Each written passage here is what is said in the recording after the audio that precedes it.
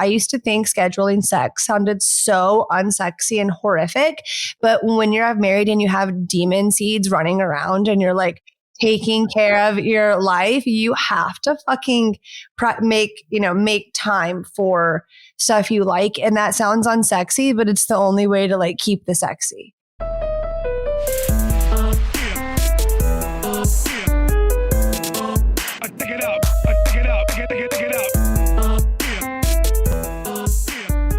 Damn, let's talk some shit.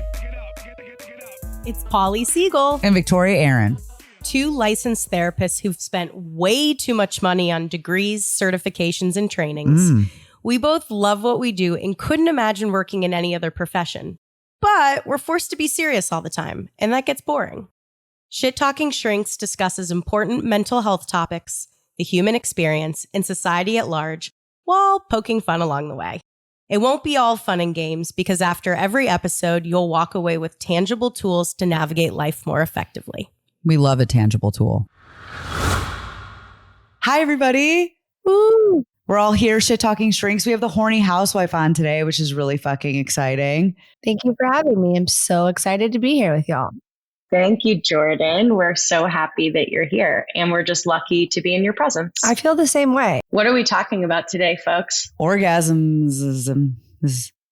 Ooh, multiple. I was thinking about today and meeting you, Jordyn, and I love your content. And last year, the first hookup I had after my breakup was with this guy, and I'll refer to him as CHN. That's how me and my friends refer to him.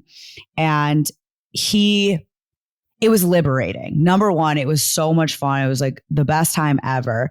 But at the end of it, he lifted me up by my vagina into the air. Like a pussy grab?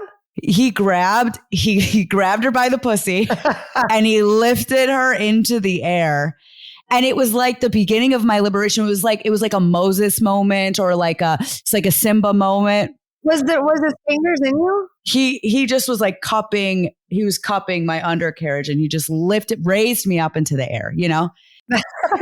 But he gave me my first orgasm post breakup. He gave you your first, okay.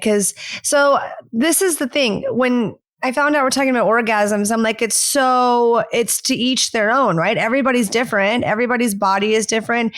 And what do you think about, what does it mean to y'all for a guy to make you orgasm? Because I know how I orgasm. So it's kind of like, I feel like I'm making that happen too.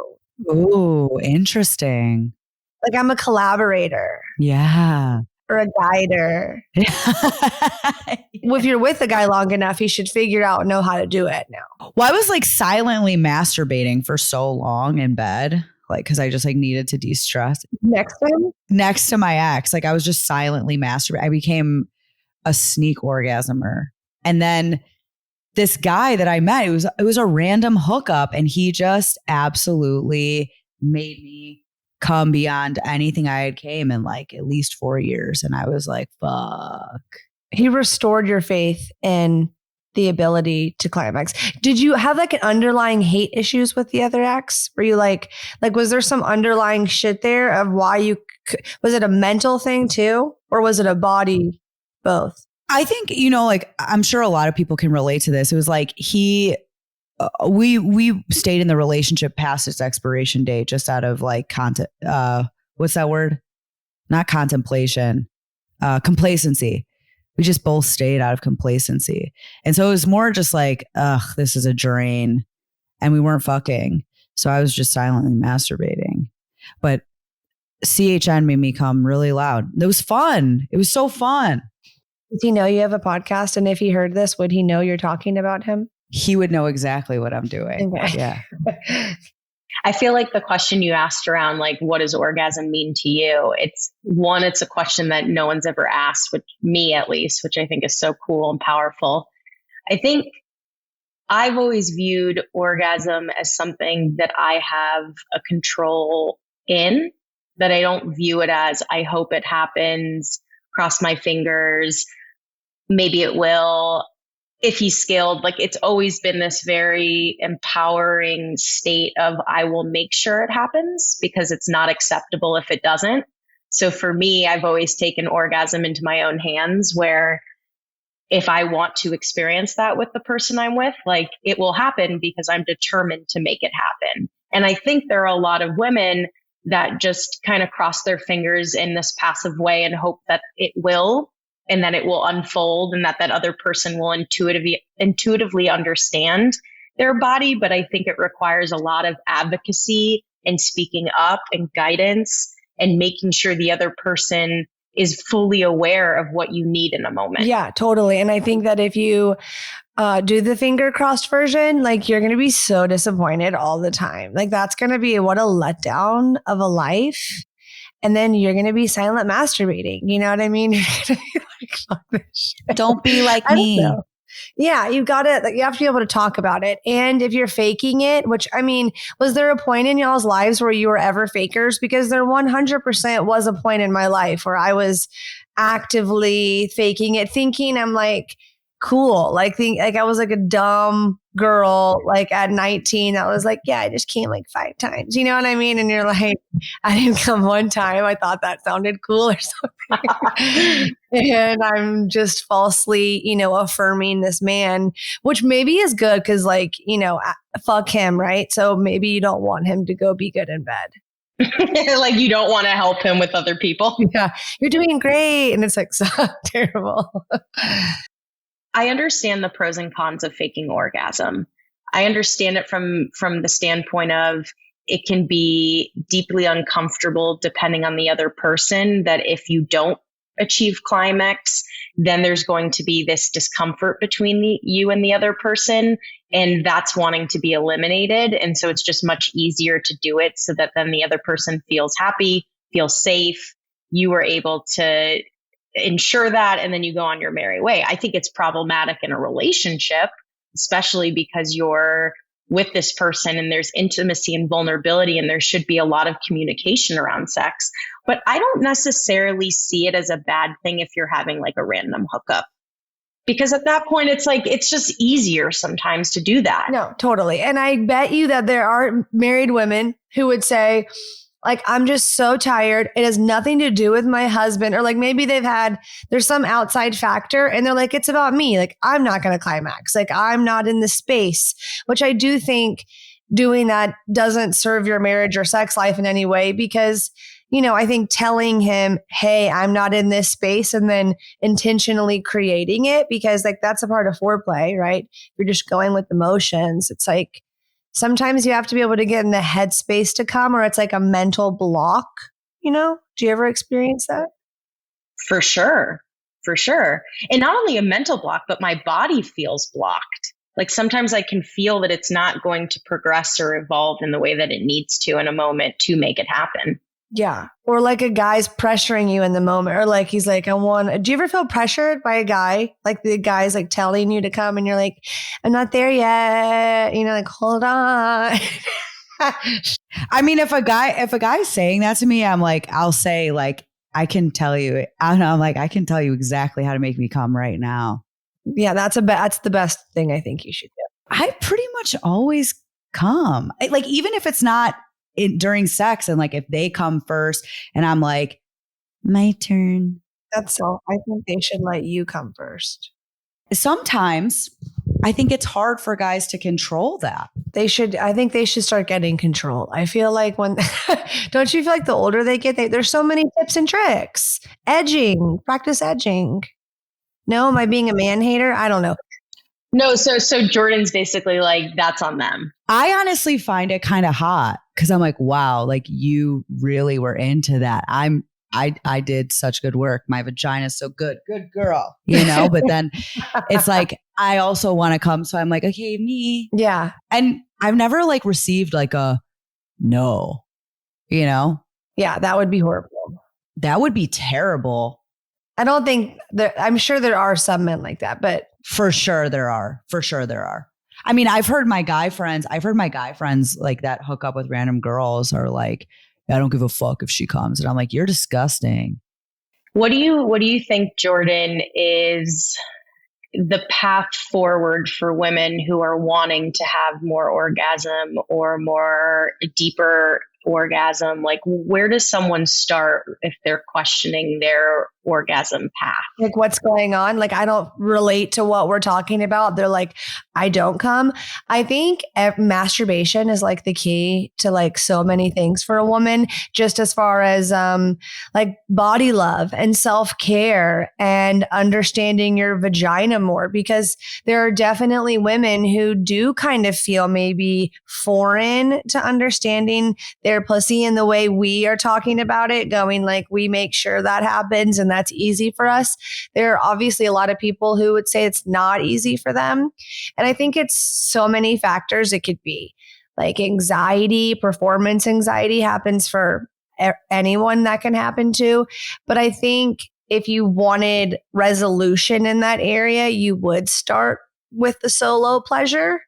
And I mean, there's so many wonderful resources, podcasts such as this one and the Horny Housewife. And there's platforms like Beducated and services that you can like dive deep on learning technique and get a coach. There's so many ways to dive deeper with understanding yourself and like what makes you tick and what turns you on. And I think it starts with a conversation, which if it's your long-term partner, hopefully, ideally, you would feel comfortable to tell them, like, I want to experience pleasure, and knowing you're worthy of pleasure, and then being intentional about it, not just acknowledging it, but like taking inspired action. Maybe that sounds corny, but like doing something about it and saying, I'm going to masturbate, even if maybe you feel like uncomfortable and awkward, but like trying something different. Maybe go down a squirting rabbit hole and like be like, I'm going to try to just stimulate my G-spot the whole time. I don't know. You can get weird. It's really openness. It's openness to not be attached to one way to do something, but to explore all avenues. Yeah, for sure. And just take the expectations out of it and kind of get present. I think that's where the anxiety kicks in, is because you're so like outcome focused, or what is it supposed to look like, instead of being like, how do I feel right now in my body, and like being so in tune with your body. And then if you could master that alone, then like going into the sex with the man, I'm sure you have a way better start than if you're not practicing that by yourself. Mm-hmm. I was going to say, like, I think mindfulness has really helped with that, you know, like practicing meditation for 12 years. And before I have sex, if I notice like my brain is all over the place, or even during sex or whatever, foreplay, I notice my brain is all over the place, I'll like say to myself, or I'll like talk to the universe and just be like, hey, like, can you be present in this moment? Can you enjoy this? Like, is there something off? Do you need to stop? Mm-hmm. I like to check in with myself. If I notice that my head isn't in it, if I'm not feeling everything, if I'm not sensing everything, like I talk to the universe, I ask for myself to become present, and it usually happens like pretty rapidly. Then I'm in the moment, and then I just like am fully in my body. But I think that takes I know it takes a lot of practice, because that wasn't always the case. And then, but with the practice, it becomes almost like more second nature than it did before you ever started doing that. So I know it can sound corny sometimes. I remember when I was getting advice like this, it sounded so cliche, or like, oh, okay, sure, it's easy for you. And then when I started affirming myself, like little things like that, just like positive affirmations about myself. I know it sounds corny, but like those rock my world. And I feel like significantly different when I practice self-love and self-care and meditation and just intentionality around my life. And I think that goes hand in hand with having an orgasm, because maybe I'm a little woo-woo about it, but I definitely think there's a huge mental part of it, obviously. Mm-hmm. And I would say for me, I had to let go of my attachment to orgasm being the necessary piece to it. Like, yes, I feel like orgasm was in my control and it's part of the destiny because I will make sure it happens. But I also had to, at a point throughout like my sexual development, to be like, I don't need that to happen in order for this to be enjoyable. And I think we get so much pressure from society that if you don't come, it's a bad experience. Or if you don't orgasm, that must mean X, Y, Z, but it all has this really negative connotation. Whereas if you just walk in and you've gotten into your body and you've meditated and you use your five senses to fully connect to the entire experience, if you orgasm, cool. If not, you can still enjoy the process. But the pressure of needing to orgasm increases anxiety performance and the need to just feel like things need to be perfect and rigid. Whereas like lots of people don't orgasm in an interaction and it still can be really enjoyable. And a really fun, amazing time. Isn't it wild that like this is such a conversation that women should be having or having, that men, I don't want to just generalize all men, but like most of the time, all the men not, you know what I mean? And I know they have their issues with their dicks. There's lots of dick issues and I want to, save space for them. But I do think like they can nut pretty easily. Usually they're nutting too quick, I want to take a quick pause to talk about our sponsor, a company called BetterHelp. It's an online therapy platform where all the therapists are licensed and accredited professionals. It's affordable. You pay a low flat fee for therapy with your therapist, and it's convenient. Do it at your own time and at your own pace, and you can communicate with your therapist as much as you want and whenever you feel is needed. And more importantly, it's effective. Thousands of people have benefited from therapy using BetterHelp, and we're really grateful to offer all of our listeners 10% off your first month.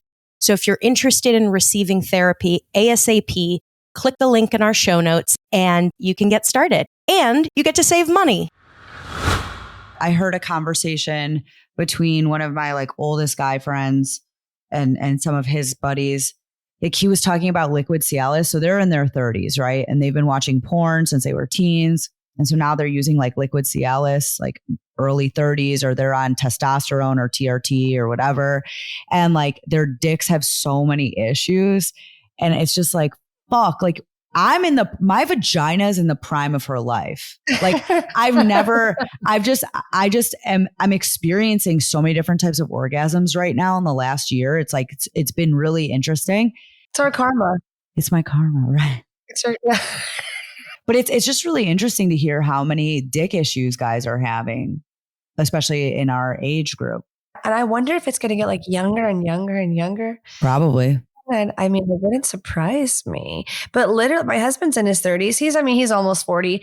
But like he got on testosterone this year. And like I wanted him to. Like there was all the symptoms of low testosterone. And it's like made a very positive impact, honestly, for him and our sex life. And I'm like, that's crazy. And there is a lot of shame. There's a lot of, not to redirect the conversation, but I think they do feel shitty about that. Like for sure. Because normally they say guys they just get it up and go and we're the whole and we can just take it. You know what I mean? And and they just perform because they have to perform. You know what I mean? Like, I guess we have lube. If like, we're always working, we're always like, I'm highly operational. I don't bleed anymore. I have an IUD. I don't bleed at all. Like a bloodless girl. She's bloodless. Some people think that's terrible though. They're like, you're supposed to bleed. I love period sex. What? My husband used to eat me out on my period and he would like bloody face. Yes, it's so hot. Yeah. Like, I love that shit. I don't think that's so hot to me. I think it is. The first time it happened to me, I was 18 and it was this guy that I was like friends with benefits with. And he like looked up and I was like, I'm on a period. And he goes, I'm a freak. I hear what you guys are saying. I hear that coming doesn't have to be the end all be all, but I want to fucking come. Like when I've walked away from situations where I don't come, I feel frustrated. I like, and not because like if there's like a lack of willingness or there's like a lack of energy or like, you know what I mean? And I'm just like, I don't even want to fucking deal with this. And I just like walk away. I'm like, come on, dude. Like, well, that was a bad experience because of what? Like the two combined energies, like you weren't vibing or something. It was underlying shit. No. I mean, I think like I've walked away from situations like that where I don't come And like, you know, like maybe like we both had an early morning or something and we were done and it was like, all right. And it's just like, it doesn't feel good to me. I feel like it's a non-reciprocation. I'm a very reciprocal person, right? Like I like getting, at least today in my life, I like getting what I give. And the willingness.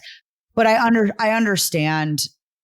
I think going back to what we've talked about before is the times where I haven't, it's not, I don't think it's actually been on their end. I think it's been on my end. Like my fear around asking for my needs to be met, my fear around like, oh, maybe he's tired and he has a morning meeting and I do. It's like, you know, so it's like that people pleasing tendency is probably just deeply existing within me.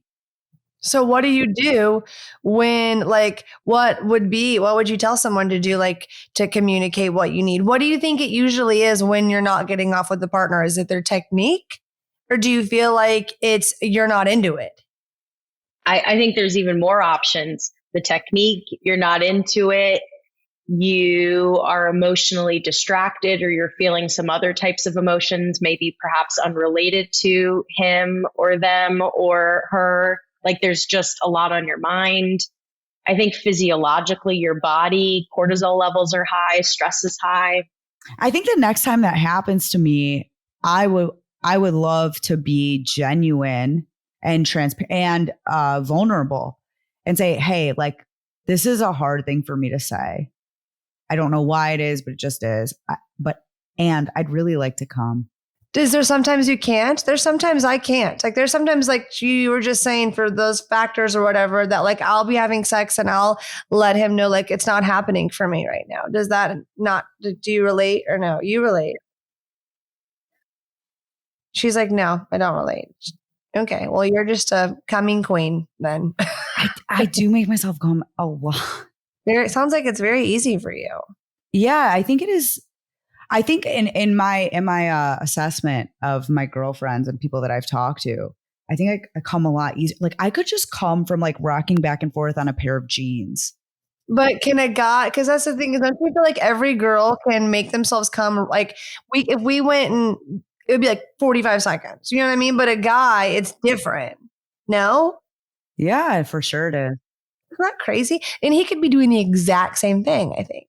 And it still would take longer. Interesting. But that's just me. It's different for everybody. I know. I'm thinking about what you're saying because I've also experienced that where I'm guiding the person to do exactly what I do when I'm by myself, and it doesn't happen in the same amount of time. And now I'm thinking, why? And it must be the pressure and the anxiousness of I want it to happen. Whereas when I'm solo, I don't feel that. I don't feel that angst. Wowzers. That's what it is. It has to be that. I think also one of the things that I experienced in my younger life is I felt very self-conscious about my body. And so like, I just like, I couldn't even let myself get there because I was like, what do I look like right now? What does my stomach look like? And what does like my boobs look like? And like, what does my pussy look like? It's like, what the fuck? And he was loving it the whole time. Loving. The whole time. All while you were worrying, they were obsessed. Mm-hmm. What do you think about women that only, because there's a lot of these women, and maybe one of you or them, where you can only come if there's a vibrator involved. There is lots of women who say, I can only or men that write into me and they're like, my wife. And I always say you have to like detox from the vibrator because you're not fucked or hopeless. I feel like you're just giving your nerve endings down there like this like habitual vibration, and his penis is never going to be able to do that. So you're just like really taking away from his dick, his poor dick. This is happening to me right now. This is happening right now. Stop the train. Wait, really? I've been thinking about that. Like it's become too desensitized and it's now dependent or reliant on a specific sensation. And so now my brain is like, just go get it and make it happen. Grab the vibe. Right. But I really think it's a dependency issue. You have to break it. It's almost like if you smoke weed all the time and you take a tolerance break. Like you have to take a tolerance break from your vibrator. Yeah. And you can't go back hard hitting it. You gotta, it's not healthy. Everything in moderation. Yes. You know, humping the corner of your bed is really great. This girl in college. You're a bed humper? I'm just like a dry humper. I'm a dry humper. Yeah, I'm a big dry humper. I'm a dry humper too. I've never met an open humper that like is admitting it right in front of me. I'm a humper. Hey guys, it's me, Victoria Aaron of Shit Talking Shrinks. I am a dry humper. Honestly, like dry humping in the summer is my favorite. Like I feel like a 16-year-old. Why in the summer? Because it's like I'm wearing like, you know, like jean shorts and I'm dry humping outside. And it's like, that's like it's like my fantasy. Like I was such a fucking ugly 16-year-old. And like now I just get to relive it all. Do you feel like your vagina's chafing in your shorts? Not during it, right? I mean, the next day I got like you're raw, right? You ever hump your partner's leg? Like just like when you're like laying by them, you get on their leg and are they ever freaked out by it? Like I feel like my husband gives me the leg assist. Like he's like, here, babe. I love you, Jord. The leg assist. Come here, Jord. He does. He'll like position it in like different. You had a ways. hard day. Yeah. I the kneecap.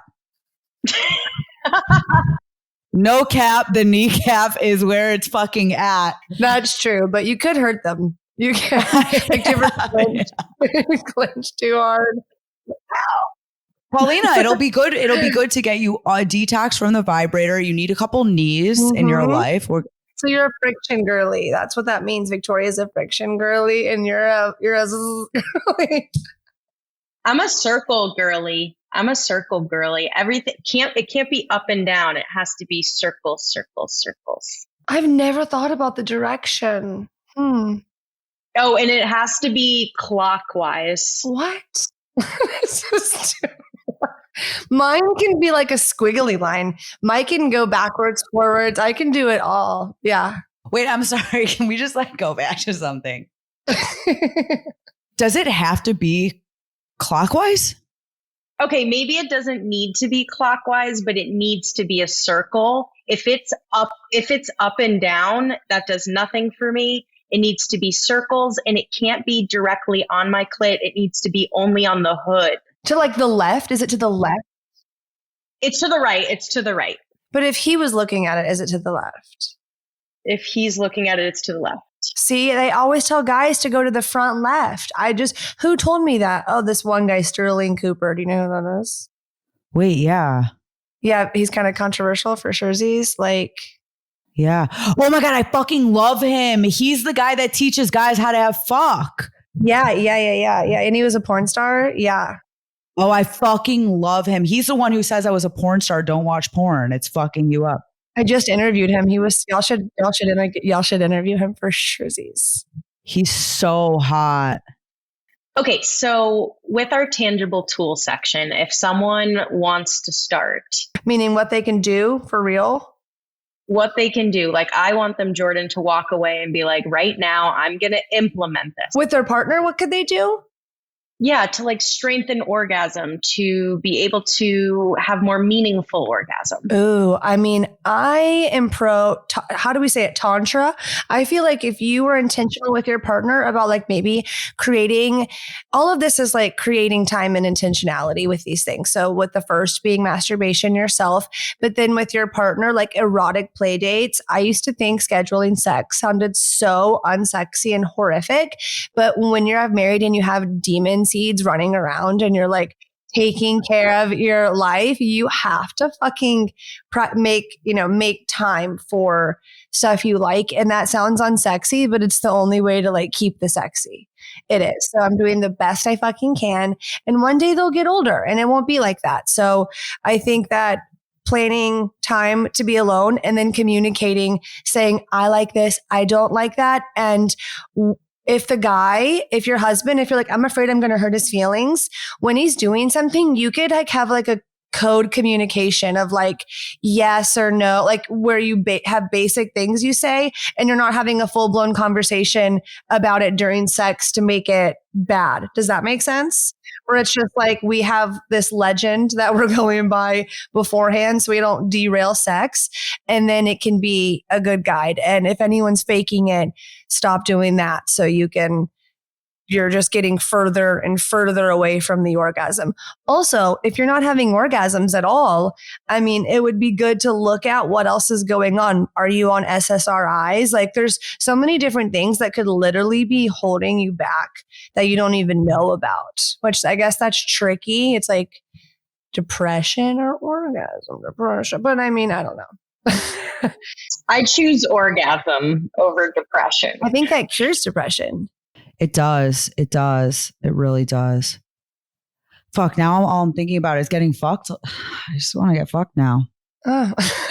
Well, I'm trying to think of more tangible advice of what people can do that want a deeper, more meaningful orgasm. I mean, I guess that's if you're not coming. If you feel like you could ramp it up and you feel like you have the basic necessities, I think just maybe having conversations about what gets you going and exploring that in like a novelty way. Just because you like to dirty talk about something doesn't mean you have to like go have a gangbang the next day. You could talk about the gangbang for like years or something before you want to, do anything. Before you get gangbanged. Before you get gangbanged. But I think there's a lot of ways that you can, like being jealous. For me, when I'm jealous, I'm like super horny. I'm a light cuck too. Yeah. So it's like, I think finding things that really get you going can deepen your orgasms as well. I have a tangible tool too. I've been watching myself masturbate. Oh, mirror masturbation. Yeah, mirror masturbation, or like I take a video on my phone and watch it. I'm not trying to like plug Beducated, but it did change my life. And I do think that is a place to where if there's anything sex related, the courses there are just...